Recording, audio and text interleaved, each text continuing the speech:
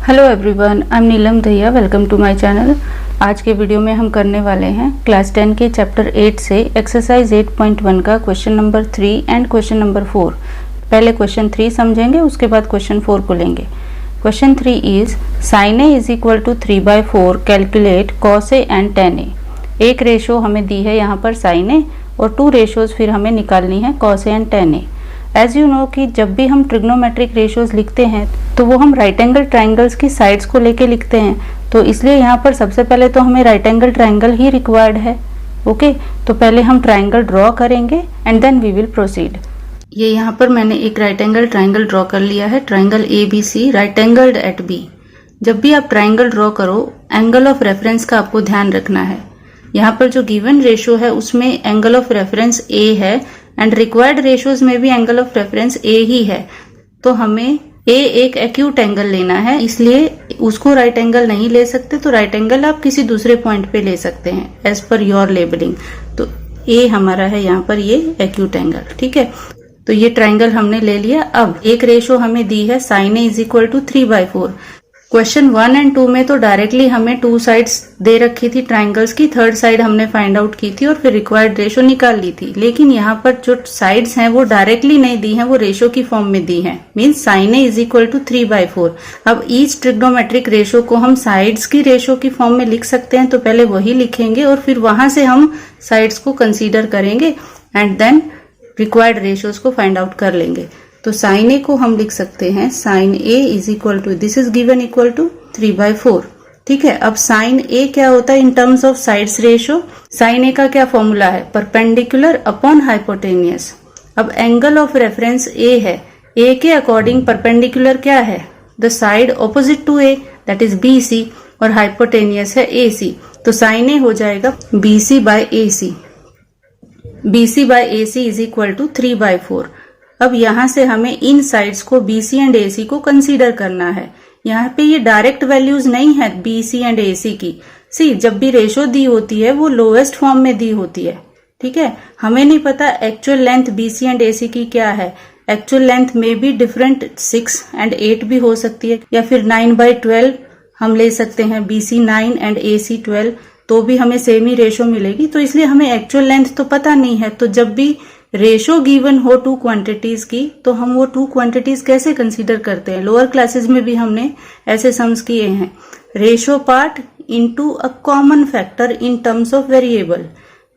Ratio part लेंगे और एक कॉमन फैक्टर वेरिएबल की फॉर्म में ले लेते हैं, XYZ कुछ भी। यहाँ पर हम K लेने वाले हैं, तो हम कंसीडर करेंगे BC को। Let BC is equal to 3K। K यहाँ पर कॉमन फैक्टर होगा BC एंड AC का, and AC is equal to 4K, ठीक है। दीज 2 साइड्स हम इस तरह से कंसीडर करेंगे, ratio part into a common factor K। Okay, अब BC है हमारे पास 3K and AC is 4K। 2 sides हमें मिल गई इन टर्म्स ऑफ K। अब थर्ड साइड हम निकालेंगे पाइथागोरस की हेल्प से। सो यूजिंग पाइथागोरस प्रॉपर्टी।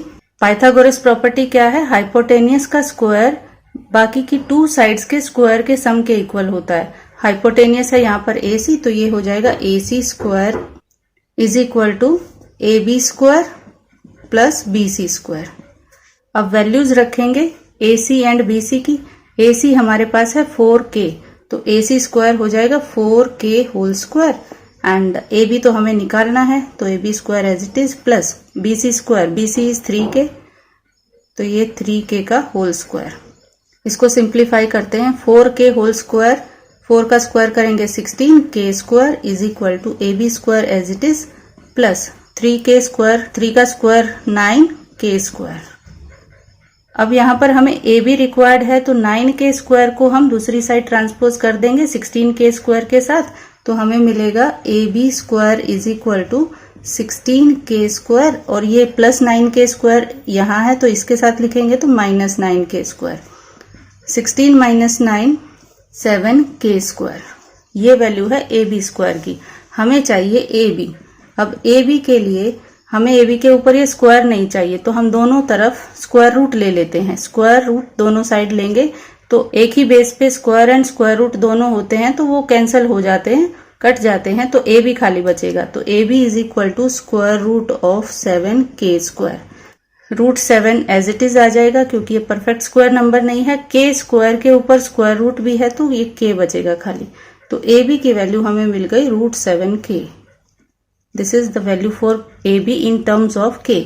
अब हमें रेशियोज फाइंड आउट करनी है cos A and tan A। तो पहले cos A लिखेंगे। cos A क्या होता है? Base upon hypotenuse. Angle A के लिए बेस है AB एंड हाइपोटेनियस AC। तो cos A हो जाएगा AB by AC। cos A is equal to AB by AC।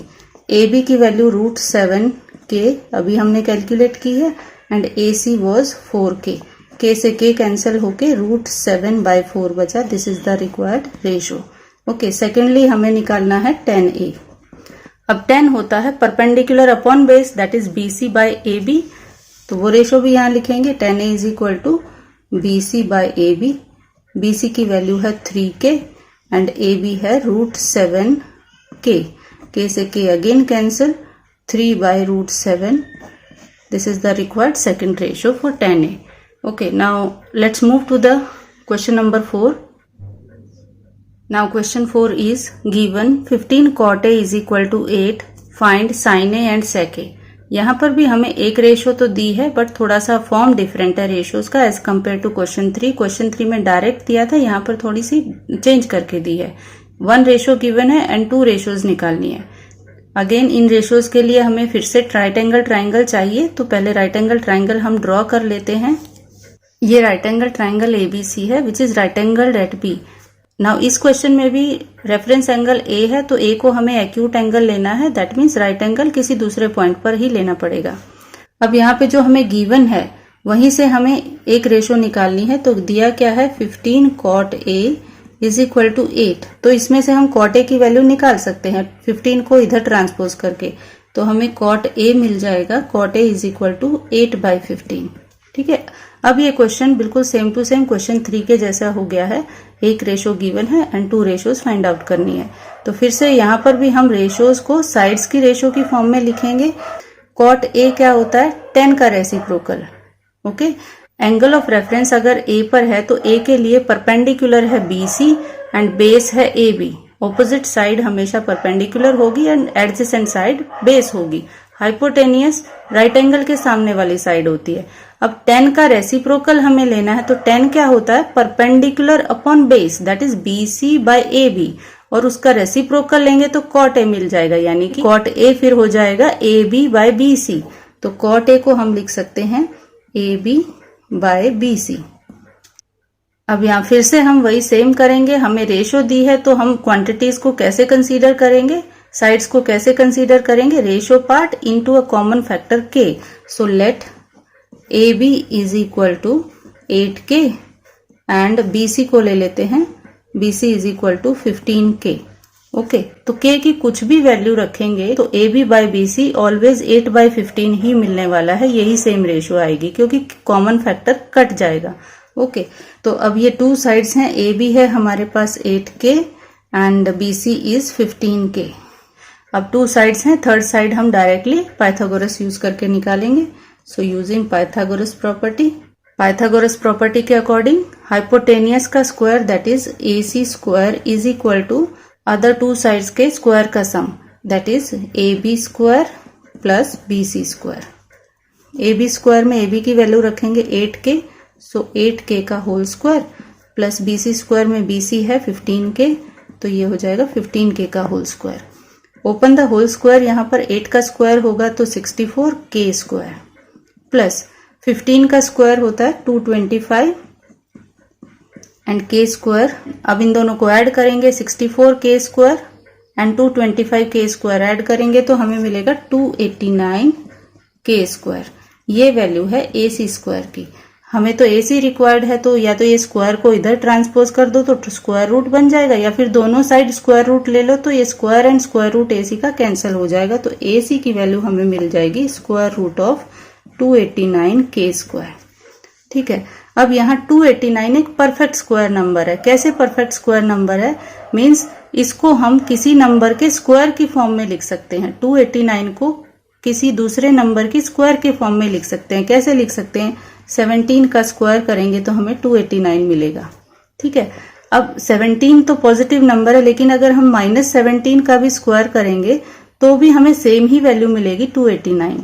अब इसका क्या मीनिंग है कि 289 का जब हम स्क्वायर रूट निकालेंगे तो हमें 2 वैल्यूज ऑलवेज मिलेंगी। रूट 289 अगर हम कैलकुलेट करेंगे तो हमें ±17 2 वैल्यूज मिलेंगी, एक पॉजिटिव और एक नेगेटिव।